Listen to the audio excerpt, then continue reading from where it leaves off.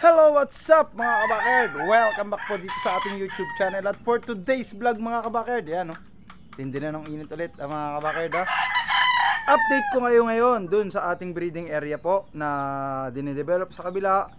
Gagawin din po natin yung kalahati nun mini range din po mga kabakerd. Dahil ito po, itong mini range na to is tatanggalin ko na po dito para lahat po dito is naka-cord lang po ulit lahat. At update ko rin po kayo mga kabakerd dun sa mga naka-cord sa atin at yung ilang naisali na rin po natin sa mga competition. So ano pang hinihintay nyo mga kabakerd? Tara't papakita ko na po sa inyo. Like a Hellcat!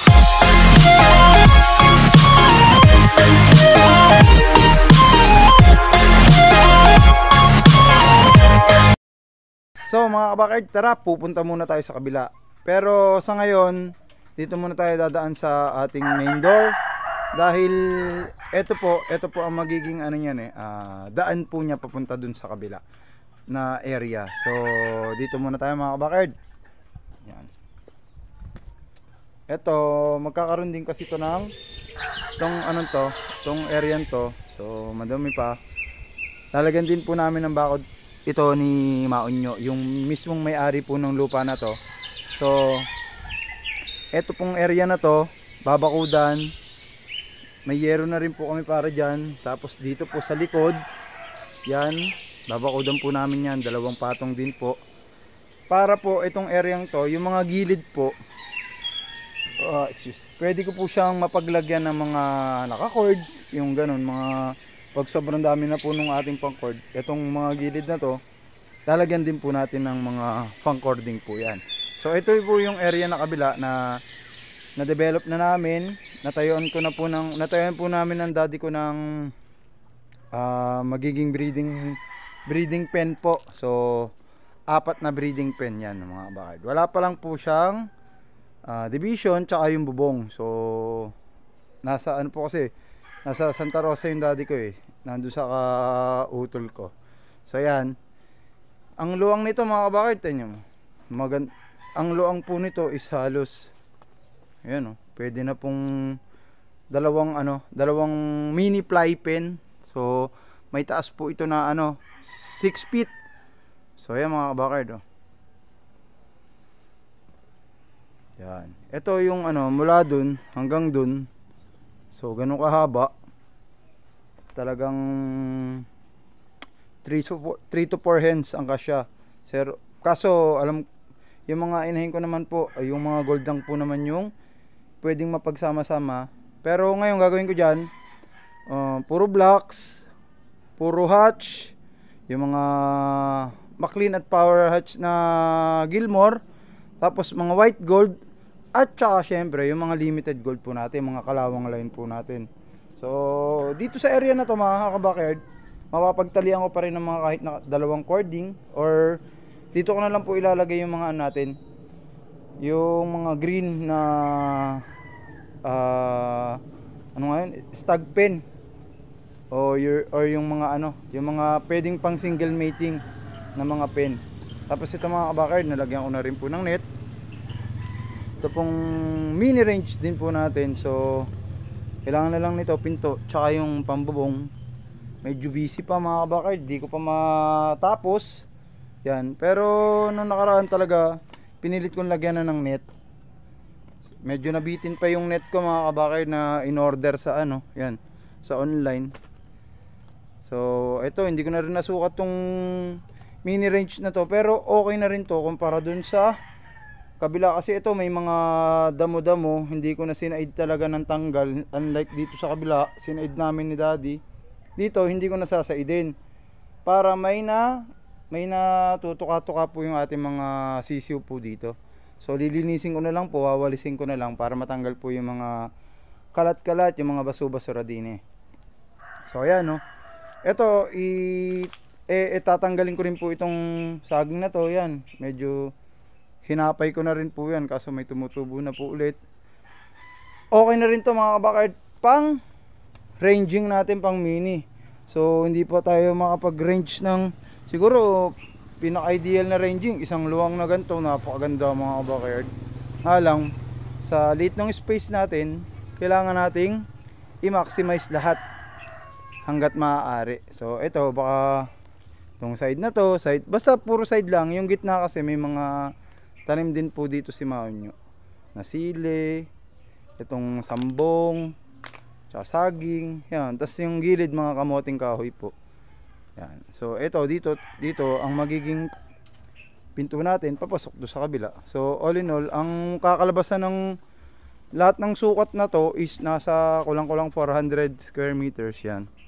Malaki-laki na rin po para sa update ko naman kayo mga kabakyard dun sa mga na-acquired. Syempre, alam niyo naman yung naka-acquired dito na ang tawag dito, yung mga macrayline po natin, yung mga alimbuyugin po natin. Yung magkapatid, nakuha na rin po, di ba?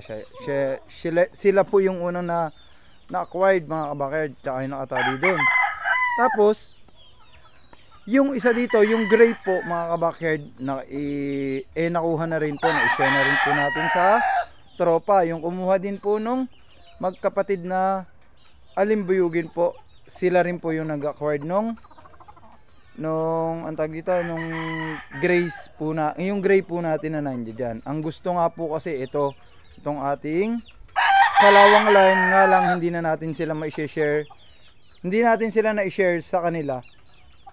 Sa dalawa kong tropa na magkapatid. Kaso eto mga kabakyard, na-operan ako ng napakaganda nung isa ko ding tropa na nasa ibang bansa po. Dahil ang chat niya sa akin kagabi, napakaganda nung offer niya. Siya ang kukuha nito at saka nung white gold na yan, dahil isasali daw niya ng mga 2 hits, 3 hits.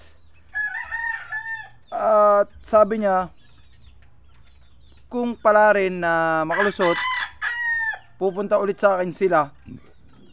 Ako ulit ang gagamit.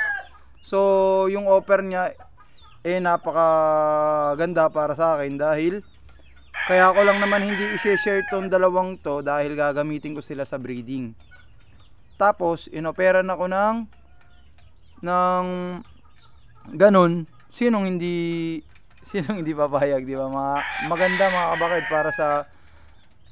para talaga sa akin maganda, pabor na pabor din yun. Dahil i-acquired na sa'yo, once na lumusot, babalik ulit sila sa'yo.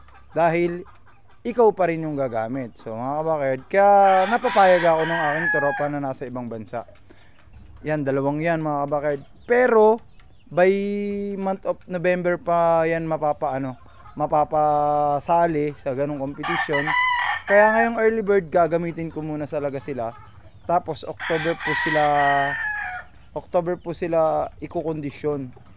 Babayaran na nga po sana sa akin. Sa 29, sabi ko sabi ko sa kanya kung ikaw siya ang bahala. Pero yun sabi niya mas maganda na nga after breeding na nga lang raw niya isesend sa akin yung payment nitong dalawang to. So yun mga kabakard, yun yung update dito sa dalawa natin. Hindi nga lang natin talaga na offer na-opera naman tayo ng maganda. Kaya payag na tayo.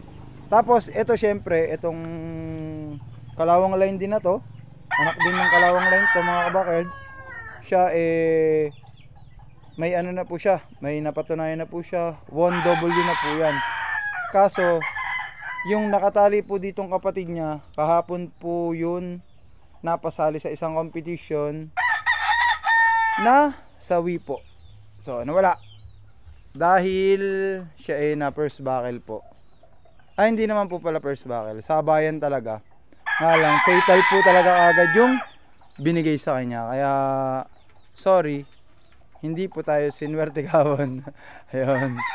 So, yun yung pinaka-update po natin dito sa mga naka-cord. Yan. Tapos, eto, syempre, yung magkaibang kulay ng paa natin. Yan. Malaki na. Yung dalawa naman na kalawang line, mga kabakard. Yan. Kinulong ko na po sila para medyo tumapang-tapang na maging binata na po. Paghihiwalayin ko rin po yan sila once na nagawa ko na yung breed natapos ko yung breeding area doon, yung breeding pen, para doon ko po ilalagay itong tatlong to, yung early birds na to. Pero pag hiwa-hiwalayin ko po at may McLean po kasi, may Gilmore po kasi dito yan, Gilmore po yan, hihiwalay ko po, isasama ko po yan sa mga hatches. Ito naman, lilipat ko rin yan doon, sila mga nakapang battery cage lang po, single mate lang po ang gagawin natin dyan sa mga yan. Ayan mga kabakard, ito naman yung ilalagay natin doon sa range. Pasilip ko na rin sa inyo mga kabakard. Ayan malalaki na rin po yan. Nagtatago po doon. Ayan mga kalawang line mga kabakard. Ayan, may ilan may ano po dito mga kabakard nagkaroon pa po ng incident dito. Yung isang kalawang line pa po ang nakakain po ng tilas, so minalas po. Wala pong mga sipon yan mga kabakard. Ngayon lang po tayo nakapagpasisiw ng ganyan, ng hindi nagkakasipon. Dahil sisiw pa lang dati mga kabakard, minsan talaga nagkakasipon na talaga sila, pumapagana yung mata. Dito kasi na complete vaccine natin mga kabakard Biyon, Lasota, Fowl Fox. So iba talaga yung kompleto. Kasi minsan kasi dati B1 lang yung na-apply natin. Hindi na natin nasusundan ng Lasota, tapos wala pong Fowl Fox. Yan, sila ngayon kompleto. Kaya tingnan nyo mga kabakard, sisiw pa lang tingnan nyo, mapula na kagad yung mga mukha ng ating kalawang line. Nasayang lang talaga yung isa. May marami rin naman po kasing babae dito. Yung lalaki pa po yung nakatoka. So ganun talaga. Yan mga kabakard, at least marami pa rin po natira. Tapos ganun na po yung ipapractice natin. Kailangan complete vaccine para safe talaga yung sisiw natin. Tapos kung hanggat maaari, kung kaya talaga, meron pang mga booster. Kasi talagang sa pabago-bagong panahon, hindi natin masasabi, kahit bakunado yung mga yan, tatamaan pa rin sila ng iba't ibang uri ng sakit. So yan mga kabakard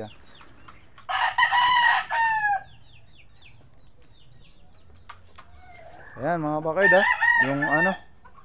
yung update ngayon doon sa mga dito sa manukan po natin. And that's it mga kabakard. Nakapag-content na po ulit tayo ng mabilisan. Update ko na po kayo dun sa breeding area sa kabila, yung gagawin nating development dito sa kabila. Tapos na-update ko na po kayo dun sa mga sitwasyon ng stags natin, yung mga na-acquired, yung mga naisali na sa competition, yung mga bakard. Syempre yung priming, nagpa-priming na rin po tayo ngayon kasi talagang whole month ng September talagang kailangan maging condition po talaga yung mga breeding materials po natin para naman malulusog po talaga yung mga ma-produce po natin sa next season po. So yan, hanggang dito na mga bakard Kita-kits sa next episode ng ating One Bakard. At ang laging paalala at sinasabi sa inyo ng inyong kabakard, always be happy lang sa pagmamanok, sa pag-aalaga ng manok. At yung kaya lang nating suportahan sa pagkain, yun yung quantity na kailangan lang po nating alagaan. Yun, bye mga kabakard! See you on my next vlog and have a nice day!